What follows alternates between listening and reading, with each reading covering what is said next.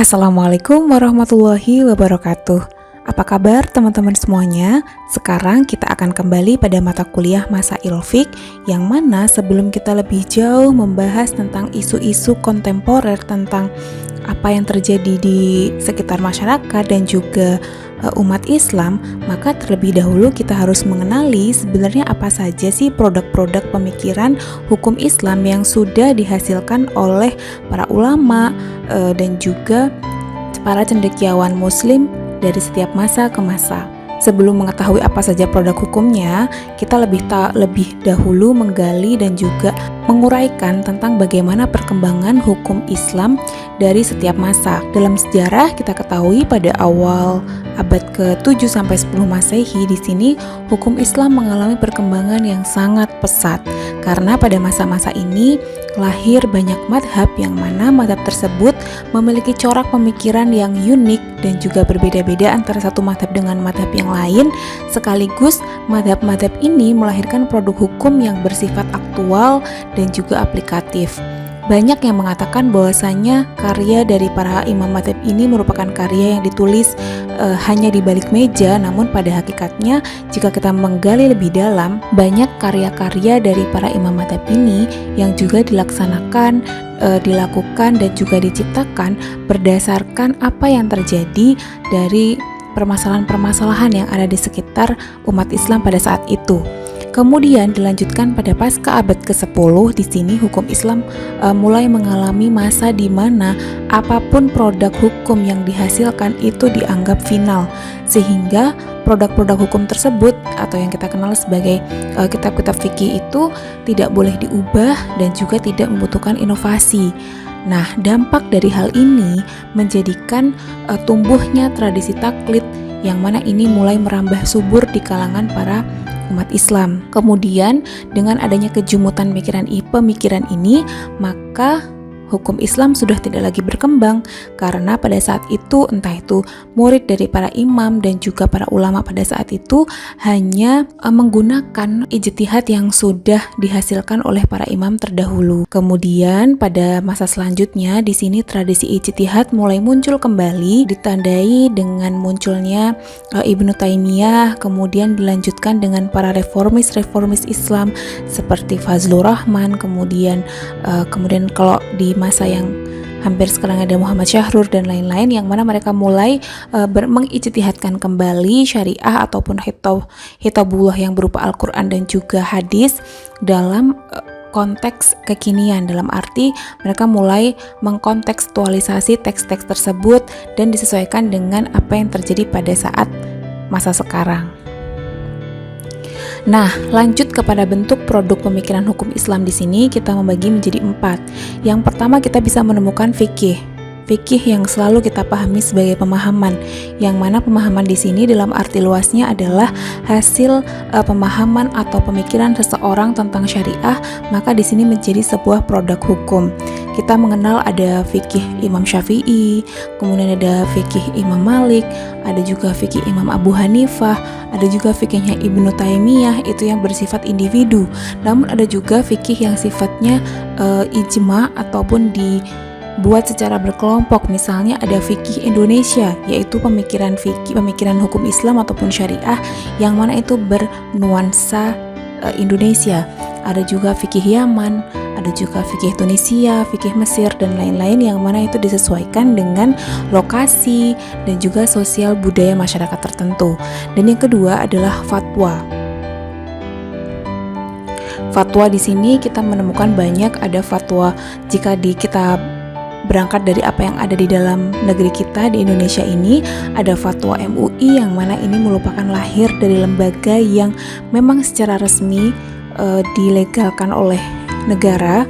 Kemudian ada fatwa Majelis Tarjih yang ini merupakan fatwa yang dihasilkan dari lembaga Majelis Tarjih Muhammadiyah, dan juga Bahsul Masail yang juga merupakan hasil ijtihad para ulama dari Nahdlatul Ulama. Lebih jelasnya nanti akan ada penjelasan tersendiri.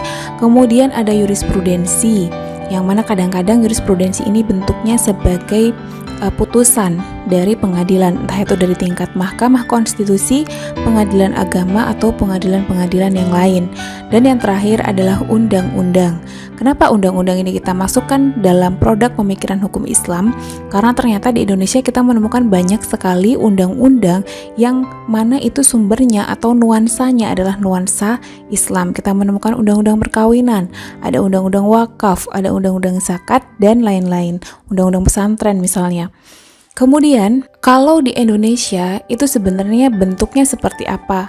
Yang tadi mungkin secara umum ya, tapi di sini kita akan lebih merinci satu persatu. Yang pertama adalah fikih Indonesia. Tadi saya sudah menyebutkan ada konsep fikih yang mana itu akar pemikirannya bernuansa kearifan lokal atau cita rasa Indonesia. Tokoh yang pertama yang memiliki konsep fikih Indonesia ini adalah Tengku Muhammad Hasbi Asyidiki, atau seringkali bukunya tertulis sebagai TM Hasbi Asyidiki, yang mana di sini beliau memiliki konsep ijtihad yang mempertimbangkan kearifan lokal. Jadi TM Hasbi Asyidiki ini baru memperkenalkan bagaimana pemikiran-pemikiran yang atau konsep pemikiran yang mana kita harus membiasakan untuk berijtihad atas sesuatu hal yang mungkin sifatnya adalah dari berdasarkan syariah, yang mana kita harus mempertimbangkan kearifan lokal, sosial budaya, kemudian tradisi dan juga adat yang ada di Indonesia. Tokoh yang kedua ada Hazairin. Hazairin ini merupakan tokoh hukum adat dari Pulau Sumatera, yang mana beliau memang sangat ahli dalam bidang adat, namun beliau juga mengampu atau memiliki keahlian dalam bidang hukum Islam, dalam bidang fikih, sehingga beliau memberikan sebuah konsep yaitu ahli waris pengganti, yang mana konsep ini tidak ditemukan dalam fikih-fikih ulama-ulama terdahulu, bahkan ulama-ulama Arab sekalipun. Di sini yang dimaksud ahli waris pengganti adalah bagian bagi cucu yang yatim. Misalnya ada seseorang meninggal, kemudian dia meninggalkan seorang anak, namun anaknya ini sudah meninggal sebelum si mayit tersebut meninggal. Nah, si anak ini tadi meninggalkan anak lagi. Nah, cucu yang yatim ini tadi yang dimaksud oleh Hazairin berhak untuk mengganti bagian ahli waris bapaknya yang sudah meninggal. Supaya apa? Supaya kita tidak meninggalkan generasi yang lemah, baik itu dari segi agama maupun dari segi materi. Ada juga Munawir Sazali yang merupakan mantan Menteri Agama, yang beliau sempat memberikan pemikiran tentang konsep waris 1:1. Kemudian ada Mas Dar Farid, ini juga merupakan salah satu tokoh dari Nahdlatul Ulama yang juga mulai mengemukakan adanya konsep zakat dan pajak, yang mana zakat ini bisa dikategorikan sebagai pajak dengan syarat-syarat tertentu dan juga perluasan tertentu. Seperti contohnya infrastruktur, kemudian pengelolaan sarana prasarana itu bisa dimasukkan ke dalam mustahik, sehingga konsep zakat ini ketika kita sudah membayar zakat, kita juga sudah membayar pajak. Itu yang disuarakan oleh Mas Dar Farid. Adalah fatwa. Kita mengenal ada banyak sekali lembaga fatwa yang ada di Indonesia, mengingat banyak sekali organisasi keagamaan yang mana ini sangat besar dan banyak juga di Indonesia. Yang pertama adalah NU yang memiliki Lajnah Bahsul Masail atau biasa disebut dengan LBM. Nah, LBM ini berfungsi sebagai forum pengkajian hukum yang membahas tentang masalah keagamaan. Sebenarnya bagaimana nih proses sebuah fatwa itu bisa lahir dari LBM ini? Nah, ini ada step-step atau tahap-tahapannya. Yang pertama yaitu ketika masalah yang masuk di lembaga itu diinventarisir. Jadi biasanya ada banyak sekali permasalahan-permasalahan yang masuk ke lembaga atau si Lajnah Bahsul Masail ini, kemudian dikumpulkan. Setelah itu diinventarisir kira-kira mana yang mau dibahas. Biasanya yang akan dibahas diutamakan yang paling tren atau istilahnya novelty, jadi yang banyak ditanyakan gitu lah istilahnya. Kemudian yang kedua disebarkan ke seluruh ulama syuriah dan juga para pengasuh pondok pesantren. Jadi soal tersebut atau permasalahan tersebut disebar untuk dikaji oleh para ulama. Jadi para ulama ini bisa melakukan penelitian dan juga untuk mencari rujukan tentang masalah tersebut. Nah, setelah mereka sudah mendapatkan bahan dari permasalahan tersebut, kemudian mereka bertemu dalam satu forum untuk beradu argumen tentang dalil dan juga rujukan. Adapun mengenai cara pengambilan hukumnya, NU memang tidak mengambil hukum secara langsung dari sumber aslinya ya, tapi di sini mereka melalui referensi ataupun maroji yang mana itu berasal dari kitab-kitab fuqaha atau biasa disebut dengan kutubul mu'tabaroh. Jadi memang sudah ada kitab-kitab tertentu yang sudah menjadi rujukan dari LBM, meskipun dalam perkembangannya ketika saya sudah menanyakan kembali kepada pihak-pihak yang terlibat dalam Bahsul Masal ini, ada juga perluasan kitab yang digunakan karena semakin kompleksnya permasalahan maka semakin banyak pula kitab yang diperlukan. Jadi tidak hanya kalau versi LBM yang ada di Kediri ini itu tidak hanya mengambil dari kitab-kitab Sunni, kadang mereka perlu mengambil dari kitab Syi'i atau mungkin bahkan dari Wahabi sekalipun jika memang itu bisa dijadikan sebagai pandangan untuk kasus-kasus yang memang tidak ada jawabannya. Jadi seperti yang disebutkan di sebelumnya bahwasanya NU itu mengambil dasar hukum itu berdasarkan kitab, jadi tidak langsung dari Al-Quran tapi dari kitab dulu, karena mereka meyakini bahwasanya kitab ini merupakan hasil ijtihad dari para ulama sehingga tidak to the point ke Quran, tapi kita ke kitab dulu sampai ketika nanti di kitab nggak ketemu baru kita naik kepada Al-Quran dan juga hadis. Ada beberapa metode, ada metode qauli, kemudian ada metode ilhaq. Ini kesemuanya diambil dari kitab.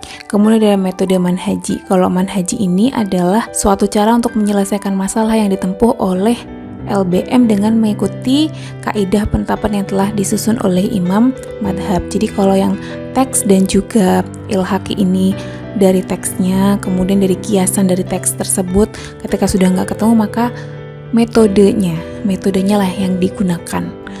Nah, kemudian yang kedua yaitu ada Muhammadiyah yang memiliki Majelis Tarjih Muhammadiyah atau biasa disingkat MTM. Di sini memang pada awalnya tugas Majelis Tarjih ini hanya sekedar memilih antara beberapa pendapat yang lebih kuat, karena namanya juga tarjih ya, berarti mencari yang lebih rojih. Namun seiring perkembangan zaman bergeser menjadi sebuah lembaga yang memang mencari ketentuan hukum bagi masalah yang baru, karena memang hukum permasalahan fikih, permasalahan syariah dan juga hukum Islam ini semakin luas gitu kan ya.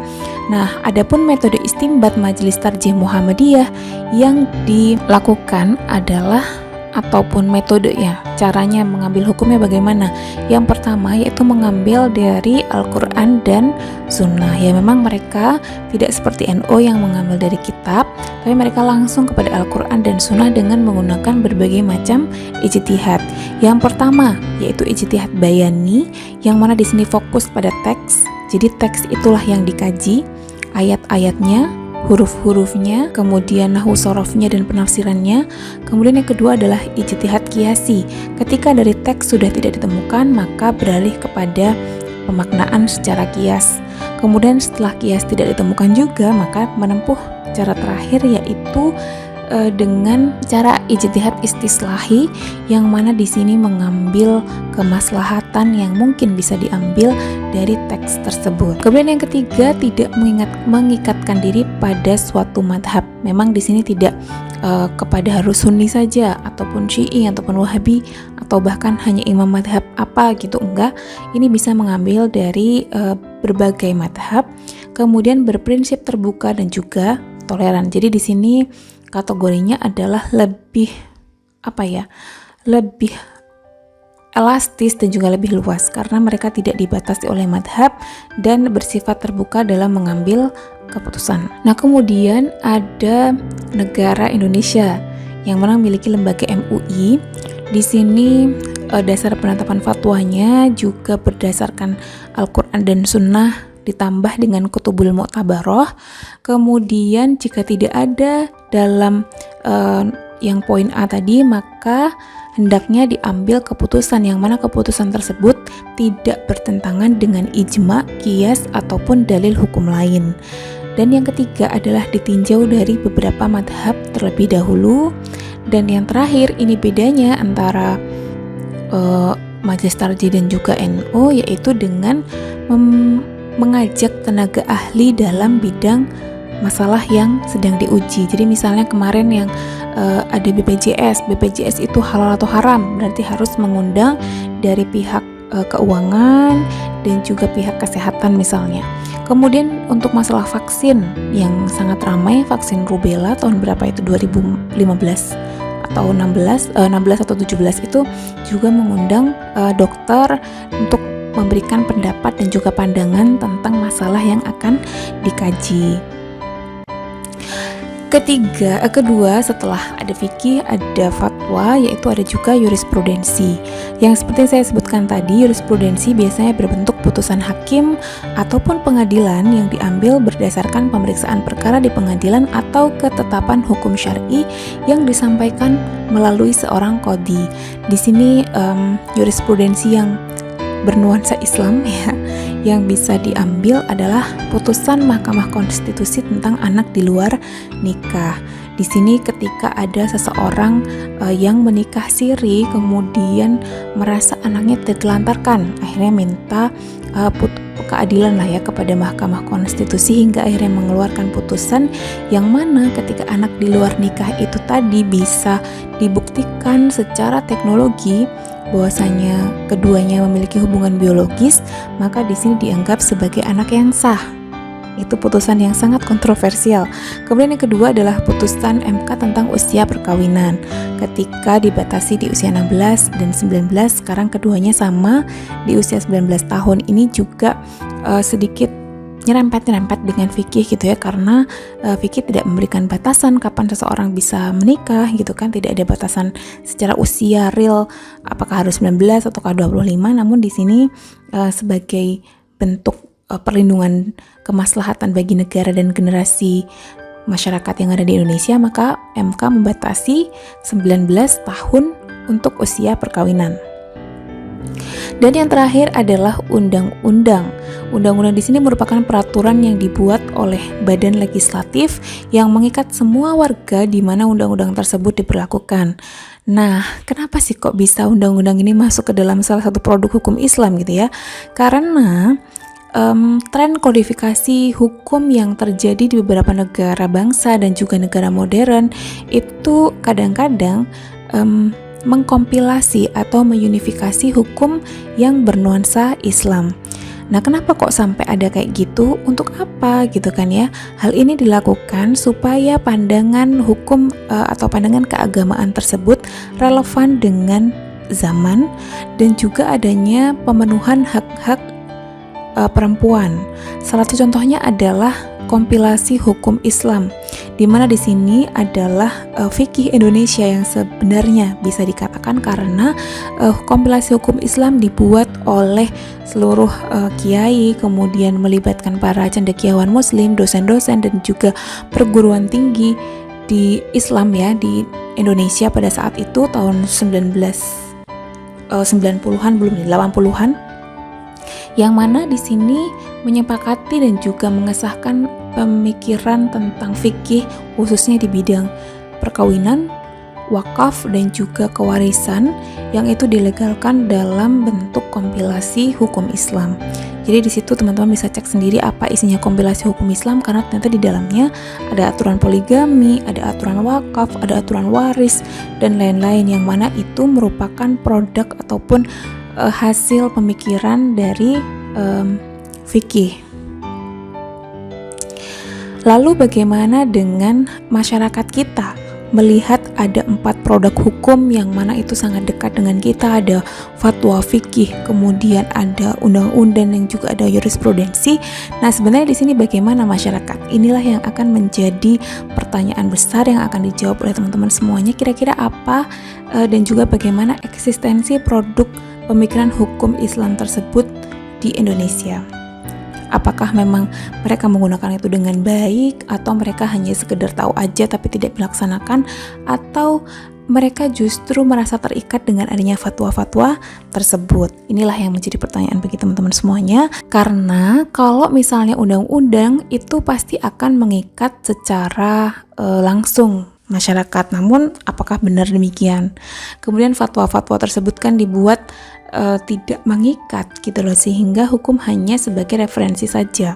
Fikih pun juga demikian, meskipun sudah ada fikih Indonesia, tetap mayoritas ulama dan juga masyarakat Indonesia masih menganut fikih Syafi'i, sehingga ketika apapun yang terjadi mereka apakah benar-benar kembali ke Syafi'i atau bagaimana. Dan pertanyaan yang terpenting juga bagi kita semua adalah ketika produk hukum tersebut apakah berdekatan dengan literasi keislaman generasi milenial saat ini juga menjadi pertanyaan besar, karena dengan berkembangnya teknologi yang mana di sini menuntut para generasi milenial lebih mudah dalam mengakses informasi keislaman. Namun jalur apa yang akan mereka tempuh, inilah yang menjadi pertanyaan. Apakah mereka mengambil secara instan atau memang mereka mengamati proses dan juga melihat siapa yang menulis, ini untuk siapa, ini madhab apa, atau hanya saya pernah baca seperti ini jadi saya lakukan. Itulah yang menjadi tantangan terbesar bagi literasi keislaman generasi milenial saat ini. Mereka hanya search di Google apa yang mereka butuhkan dan mereka baca, namun mereka apakah benar-benar membandingkan satu referensi dengan referensi yang lain, atau hanya mengambil salah satu referensi yang mana itu yang paling mereka merasa nyaman atau yang merasa paling mudah, atau bagaimana? Ini yang menjadi pertanyaan terbesar bagi teman-teman semuanya. Kembalikan kepada diri kalian sendiri ketika terjadi kebingungan terkait Islam, fikih, apa yang kalian lakukan dan bagaimana cara menyelesaikannya. Mari kita renungkan dan sekiranya apa yang bisa kita berikan, apa yang bisa kita kontribusikan kepada generasi milenial saat ini. Terima kasih teman-teman semuanya. Semoga apa yang saya sampaikan bermanfaat. Kita akhiri, wassalamualaikum warahmatullahi wabarakatuh.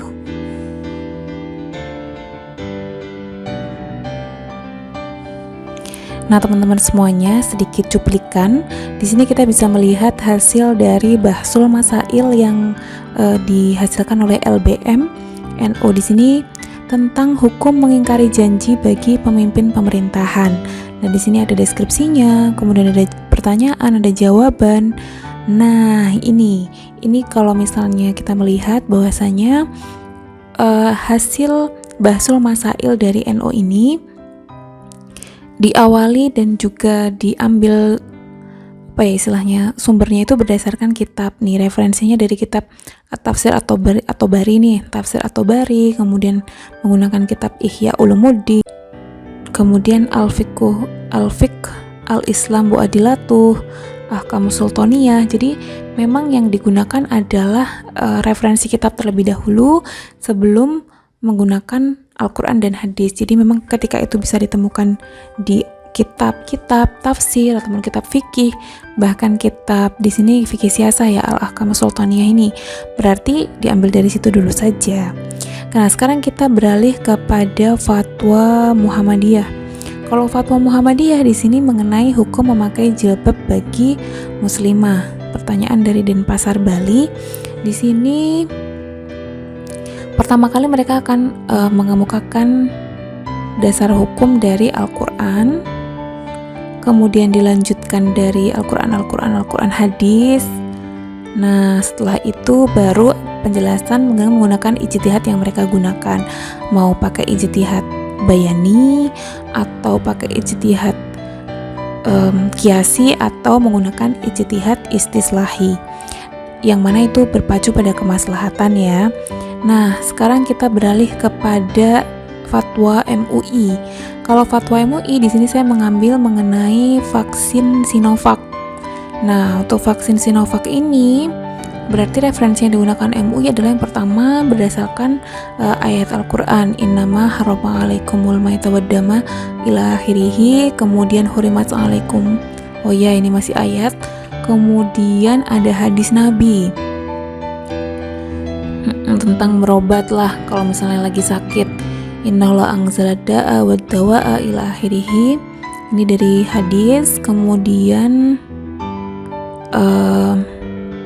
hadis juga biasanya ada kaidah-kaidah fikih nih. Di sini ada kaidah ad-dararu yuzalu, ad-daf'u aula minar raf'i. Ini ada pendapat dari imam siapa dari kitab A.